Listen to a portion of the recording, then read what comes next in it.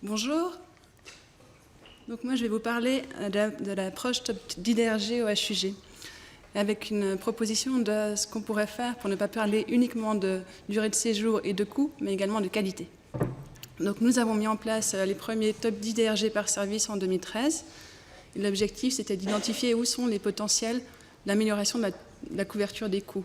Donc c'était une approche assez classique, on prend les 10 DRG les plus fréquents par service, et on regarde les durées de séjour par rapport à la LOS, les taux de couverture tarifaires. On fournit également des données de benchmark avec les autres hôpitaux universitaires suisses. Et puis un graphique qui va plutôt au niveau des cas, carrément, que je vais vous présenter ensuite. Donc, ces documents sont transmis une fois par année au chef de service. Donc voilà un exemple de top 10 DRG, donc assez classique, comme je vous ai dit, avec la durée moyenne de séjour, la LOS, le taux de couverture tarifaire, et puis delta V3, V4, delta V3, V5, il s'agit de l'impact attendu du catalogue Suisse DRG dans les versions futures. Parfois, on voit qu'avec un bon taux de couverture, il va y avoir une correction dans le catalogue, et au contraire, lorsque le taux de couverture est mauvais, on s'attend à une correction. Enfin, parfois, il y a une correction. Quand il n'y a pas de correction, c'est qu'il y a autre chose. Donc voilà, il s'agit un peu d'une vision macro, et puis il faut après aller voir un petit peu dans le détail des cas. C'est vraiment la vision macro. C'est pourquoi nous fournissons également des graphiques comme vous pouvez voir ici. Donc en bas, enfin, chaque point rouge est un cas. En bas, c'est sa durée de séjour et en haut, ses coûts. La ligne bleue, c'est la ligne des recettes. Donc lorsqu'un cas est en dessus de la ligne bleue, il est déficitaire. Lorsqu'il est en dessous, il est bénéficiaire. Donc ça, c'est un exemple de DRG qui est particulièrement problématique, comme vous voyez. Ils ne sont pas tous comme ça. Mais on observe aussi une très grande variabilité des coûts et des durées de séjour. Nous, à la direction des finances, qu'est-ce qu'on fait par rapport à ça? Quand on voit ça, ce qu'on peut faire, c'est déjà des contrôles de la qualité des coûts, des contrôles de la qualité du codage, et puis également des contrôles sur le DRG. Parfois, on s'aperçoit que lorsque les cas à haut déficit ont des caractéristiques communes qui sont différentes des autres cas qui ne sont pas à haut déficit, on peut faire des demandes à Suisse DRG pour des modifications du DRG. Donc parfois, on tombe là-dessus dans les analyses. Mais ça nous donne des idées. Mais par contre, au niveau médical, on ne sait pas ce qui se passe. Donc il faudrait aller un peu creuser au niveau médical. Et ce qu'on propose, c'est d'utiliser l'outil Esculap pour inclure des indicateurs de qualité. Donc on reprend le top 10 traditionnel.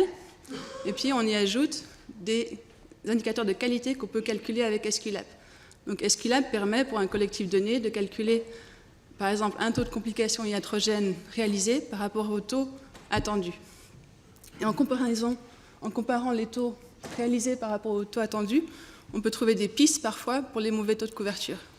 Par exemple, si on a un taux de réopération potentiellement évitable qui est trop élevé, forcément ça va avoir un impact sur le taux de couverture. Donc on peut faire par contre, au contraire, parfois on a un bon taux de couverture si on a un taux de réopération évitable qui est particulièrement bon. Donc ça va dans les deux sens. Donc ça, c'est un exemple qui est particulièrement frappant. Je souhaite quand même préciser qu'au niveau HUG, on est plutôt bon au niveau des indicateurs de qualité globaux et que ce n'est pas la solution à tous les problèmes de taux de couverture des HUG. C'est une piste à creuser parfois. Donc si on reprend le graphique que j'ai montré auparavant, c'est le même graphique. Cette fois, les points bleus sont les cas normaux. Les points colorés sont les cas avec indicateur de qualité, avec un flag de problème de qualité. Donc, ce qu'on voit, c'est qu'il y a beaucoup de points colorés au-dessus de la ligne des recettes.